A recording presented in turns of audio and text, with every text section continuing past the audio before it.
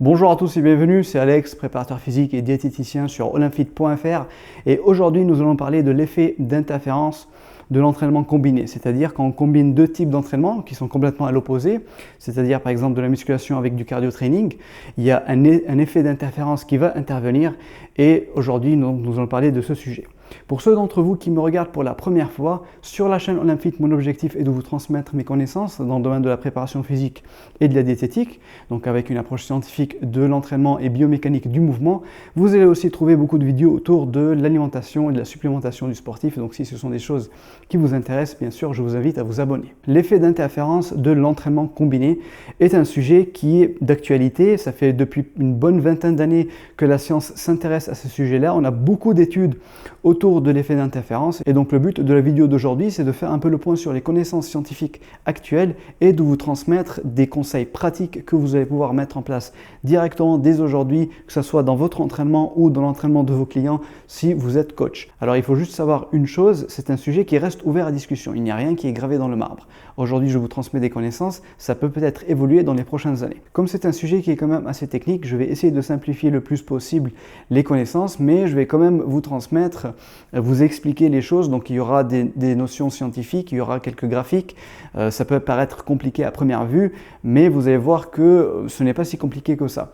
D'accord, je vais vraiment essayer de faire un travail de synthèse générale et de vulgarisation pour que ce message soit accessible à tous. Et pour ceux d'entre vous qui veulent approfondir un peu plus les notions que je vais vous transmettre aujourd'hui, tout ce qu'on va voir dans cette vidéo, donc le plus gros est basé sur deux grosses méta-analyses, une de 2012 et une autre de 2018, sur l'effet d'interférence et l'entraînement combiné. Ces deux méta-analyses sont disponibles dans la description. Je vous mets le lien pour que vous puissiez directement aller les lire. Elles sont gratuites sur le net et donc pour ceux qui veulent approfondir ces sujets-là, c'est tout à fait possible. Nous allons commencer par une définition de l'effet d'interférence de l'entraînement combiné, comme ça on est tous sur la même page. Alors l'entraînement combiné, c'est quand, bien sûr vous l'avez compris, c'est quand on combine deux types de séances différentes, donc par exemple de la musculation avec de l'endurance. Et ces deux types de séances, vu qu'elles ont des adaptations physiologiques nécessaires qui sont complètement à l'opposé, on va parler un peu plus de ça un peu plus tard dans la vidéo, ben, il va y avoir un effet d'interférence. Ces deux types de séances vont interférer l'une avec l'autre. Donc c'est ce qu'on appelle l'effet d'interférence de l'entraînement combiné. Voici donc pour la définition. Maintenant, on va voir que cet effet d'interférence, il va avoir un impact négatif sur le développement de la force, de la puissance et de l'hypertrophie. Donc quand on combine de la musculation, que ce soit dans le but d'hypertrophier les muscles ou de développer la force ou de la puissance, avec un entraînement en endurance, l'entraînement en endurance va venir avoir un impact négatif sur le développement de la force, de l'hypertrophie et de la puissance. C'est ce que nous montre la méta-analyse de 2012. Dans cette méta-analyse, on a pris les résultats de 21 études. Alors pour ceux d'entre vous qui ne savent pas, les méta-analyses sont des résumés de plusieurs études qui ont été faites sur un sujet bien précis. D'accord ? Donc ce sont des études des études.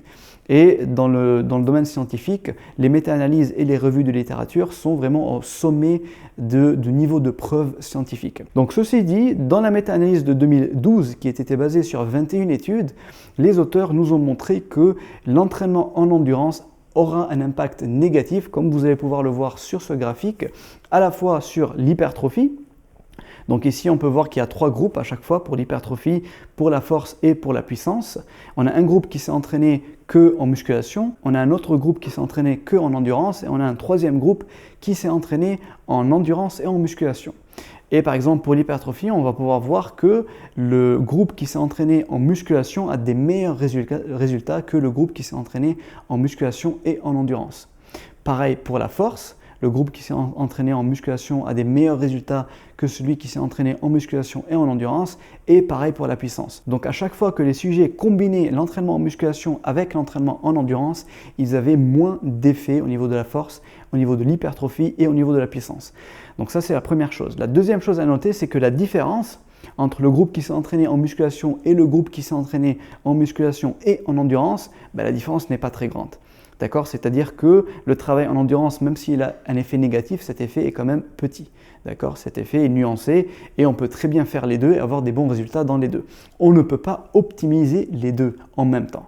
Alors pourquoi on ne peut pas optimiser les deux? Parce que ces deux types d'efforts nécessitent des adaptations physiologiques qui sont complètement à l'opposé. Alors nous allons parler un peu plus de ces adaptations physiologiques spécifiques à l'entraînement en force et à l'entraînement en endurance pour qu'on puisse comprendre quelle est la différence entre les deux et du coup après on va pouvoir mieux comprendre les recommandations qu'on va voir plus tard. Pour l'entraînement en force, premièrement on a besoin d'une filière énergétique qu'on appelle anaérobie.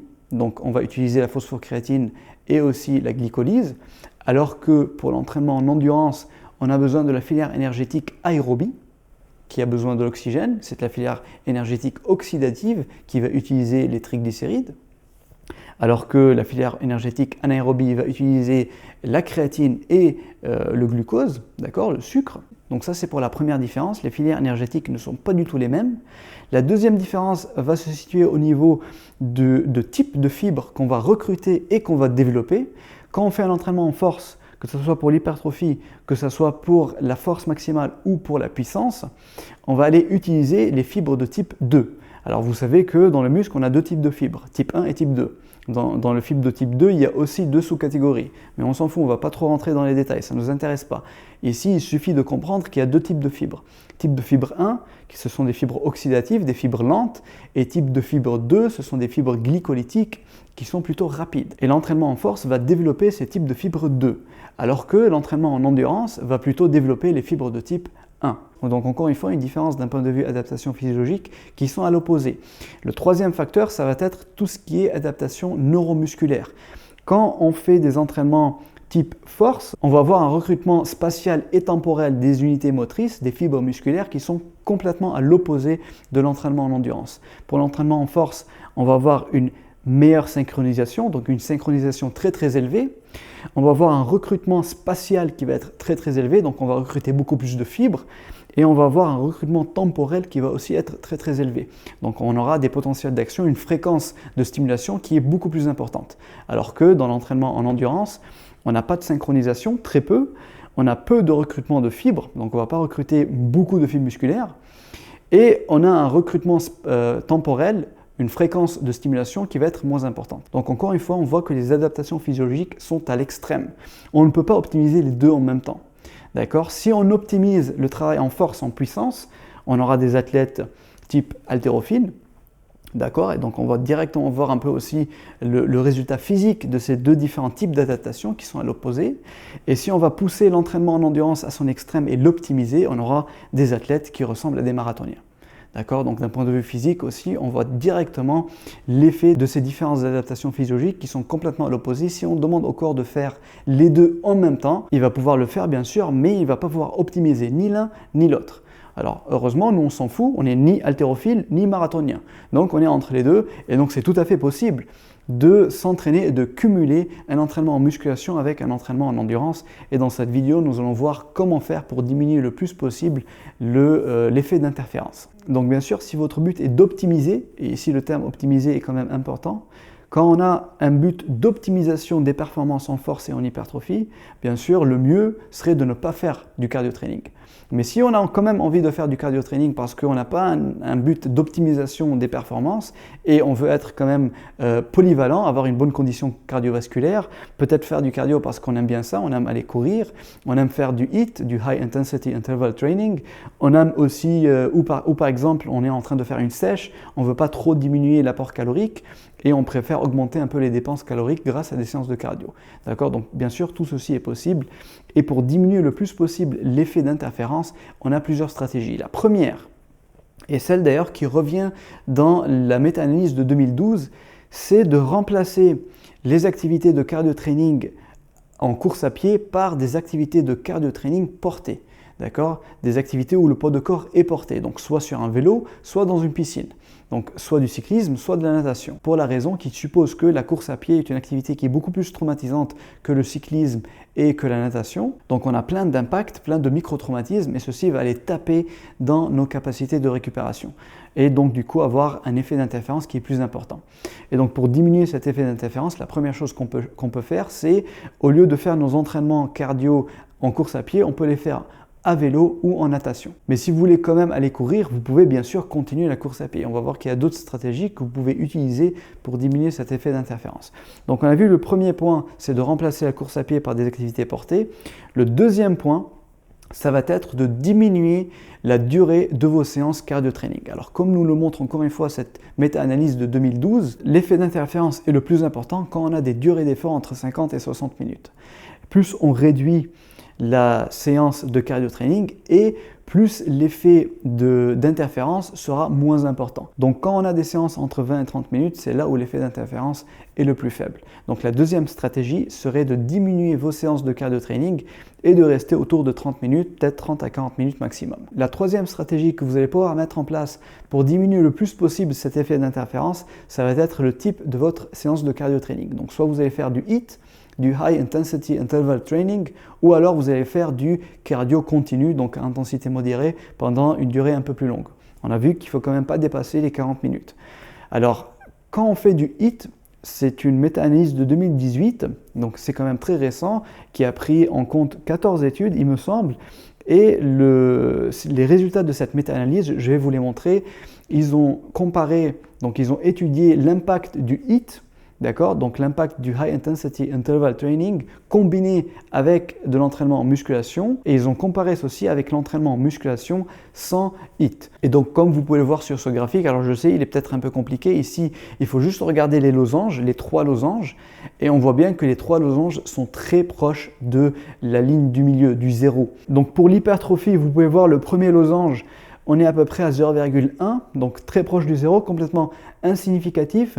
L'entraînement en force pure et l'entraînement en force plus HIIT, il n'y a pas de différence. D'accord ? La différence n'est pas du tout significative. La majorité des participants ont eu les mêmes résultats.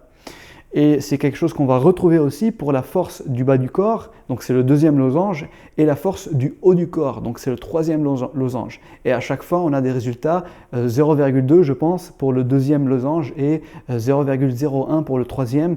Donc encore une fois, des résultats complètement insignificatifs. Les sujets ont eu les mêmes adaptations, les mêmes résultats derrière, qu'il s'agisse d'un entraînement HIIT plus un entraînement en musculation ou un entraînement en musculation seul. Donc ici, le message principal de cette méta-analyse de 2018 qui est quand même très bien faite, c'est que l'entraînement en l'intervalle training à haute intensité n'a pas des effets négatifs sur le développement de la force et de l'hypertrophie. Alors ce sont quand même des choses à nuancer parce que, comme on va le voir un peu plus tard, il y a aussi d'autres facteurs qui vont venir influencer cet effet d'interférence et le diminuer le plus possible, notamment le temps de repos entre les deux séances, le temps de repos entre une séance de cardio training, que ce soit du HIIT ou du cardio continu, et la séance de musculation, mais nous allons revenir sur ce point un peu plus tard. Ici, j'aimerais juste noter une seule chose. Pour ceux d'entre vous qui connaissent le modèle de Doherty ou de Doherty, je ne me rappelle plus comment ça se prononce, Esporer, qui nous a été proposé en 2000, ce modèle est quand même un peu dépassé parce qu'à l'époque, on nous disait qu'un entraînement en HIIT, donc en intervalle training à haute intensité, va avoir un effet d'interférence qui est très très grand pour l'hypertrophie, pour un travail en hypertrophie, alors que cette méta-analyse nous montre exactement l'inverse. D'accord ? Et puis aussi le modèle de Doherty et Sporer de 2000 nous montrait que l'endurance fondamentale, donc avec des séances très très longues, du cardio continu à intensité modérée, ne va pas avoir des effets d'interférence avec un travail en force pure, en puissance pure. D'accord ? Et encore une fois, la méta-analyse de 2012, elle nous montre exactement le contraire. Le travail, surtout quand on veut travailler la puissance, donc la puissance elle est vraiment très très sensible au travail d'endurance fondamentale parce que, encore une fois, les adaptations physiologiques nécessaires derrière sont complètement à l'opposé et le corps ne peut pas aller à droite et à gauche en même temps. Je ne vais pas trop développer sur ce sujet, ce modèle de 2000, 20 ans plus tard, peut-être qu'il faut le réviser un peu, je ne sais pas, à voir. Pour ceux d'entre vous qui s'y connaissent, allez-y, regardez les études dans la description de cette vidéo, donnez-moi votre avis, ça peut être intéressant d'échanger là-dessus. Il est du coup important de noter que l'entraînement en HIIT, donc de l'intervalle training à haute intensité, il va solliciter la même filière énergétique que l'entraînement en force ou en puissance, donc on est en anaérobie, d'accord, essentiellement. Il va solliciter les mêmes types de fibres, donc on est sur des fibres explosives, sur des fibres de type 2, sur des fibres rapides. Et il va aussi solliciter les mêmes adaptations neuromusculaires derrière. D'accord ? Donc peut-être c'est pour cette raison que l'effet d'interférence n'est pas très grand. Mais il faut quand même prendre en compte que l'entraînement en HIIT génère quand même beaucoup de fatigue, ce qui nous amène à notre quatrième point. Pour minimiser le plus possible l'effet d'interférence, il faut bien programmer les séances de cardio-training et les séances de musculation sur une semaine de façon à avoir suffisamment de repos entre les deux. Alors cette étude de 2003 ici est intéressante, même si elle date un peu, elle va venir illustrer un peu le message et ici les chercheurs ils ont essayé de comprendre pendant combien de temps de repos il faut pour que cet effet d'interférence soit dissipé. Donc comme vous pouvez le voir sur le graphique, pour le leg press, 4 heures après la séance de cardio-training, on a une diminution de moins 25% de la force. 8 heures après, on a une diminution de 10% de la force. Et 24 heures après, on revient au niveau basal. Alors que pour le bench press, on n'a aucune différence. Le nombre de répétitions était exactement le même. 4 heures après la séance de cardio-training, 8 heures après la séance de cardio-training et 24 heures après la séance de cardio-training. Alors ici, il y a deux messages essentiels à retenir. Le premier, c'est que l'effet d'interférence est dissipé d'après cette étude, environ 24 heures après la séance de cardio-training, et ça c'est quelque chose qu'on retrouve aussi dans la méta-analyse de 2018 qui nous dit exactement la même chose. 24 heures après la séance de HIIT, les sujets retrouvaient un niveau de force basal, identique à celui d'avant la séance de cardio-training. La deuxième chose très importante à retenir, qui a aussi été montrée dans la méta-analyse de 2012 et dans celle de 2018, c'est que l'effet de l'entraînement en cardio-training, qu'il soit du HIIT ou du cardio, il impacte que les membres inférieurs. Donc ce n'est pas un effet systémique. Il n'a pas d'impact sur le haut du corps. Et ça, c'est quelque chose qu'il va falloir prendre en considération plus tard quand on va organiser nos séances pendant la semaine. Je vais vous montrer une autre étude de 2009 qui, à mon sens, est aussi très intéressante. Alors ici, on a regardé de l'intervalle training à très très haute intensité. Donc ici, c'était, je pense, 15 sprints de 30 mètres, donc 30 mètres par sprint. Donc ici, c'était des vrais sprints, d'accord? Donc on n'était pas à 100% de la VO2 max, on était à 100% de l'effort maximal, d'accord? On était à vitesse maximale pendant 30 mètres et on récupérait pendant 1 minute avant d'enchaîner 15 fois ces sprints. Et ensuite, on a regardé l'effet sur la force.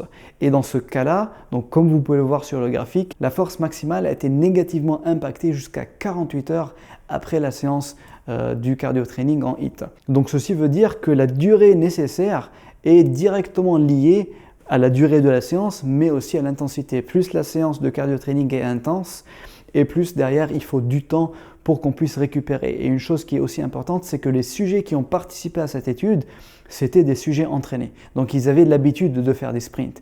Et malgré le fait qu'ils avaient l'habitude de faire des sprints, ils ont quand même besoin de 48 heures pour récupérer un niveau de force identique à celui qu'ils avaient avant la séance de cardio-training. Donc encore une fois, l'effet d'interférence peut être augmenté ou diminué en fonction de la durée de la séance de cardio-training et de son intensité. Plus la durée est longue, plus l'intensité est élevée et plus l'effet d'interférence va aussi mettre du temps à se dissiper et il va être plus important. Donc pour récapituler, nous avons vu qu'il y a 4 facteurs sur lesquels on va pouvoir jouer pour diminuer le plus possible cet effet d'interférence. Premièrement, il faut remplacer, le mieux, ça serait de remplacer la course à pied avec des activités portées, donc comme la natation ou le vélo, pour diminuer le plus possible les micro-traumatismes et ne pas aller taper dans notre capacité de récupération.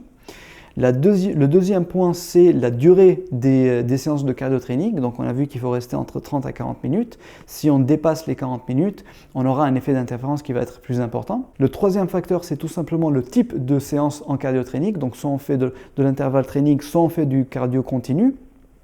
Si on fait du cardio continu pour minimiser le plus possible l'impact de l'effet d'interférence, il faut bien sûr diminuer le temps de la séance et diminuer aussi l'intensité. Donc être autour de peut-être à 40-60% de la VO2 max et ne pas dépasser 40 minutes. Si on choisit de faire du HIIT, de l'intervalle training à haute intensité, il faut aussi prendre en compte les 24 heures nécessaires ou les 48 heures nécessaires pour récupérer avant de mettre une séance de musculation directement après la séance de cardio-training.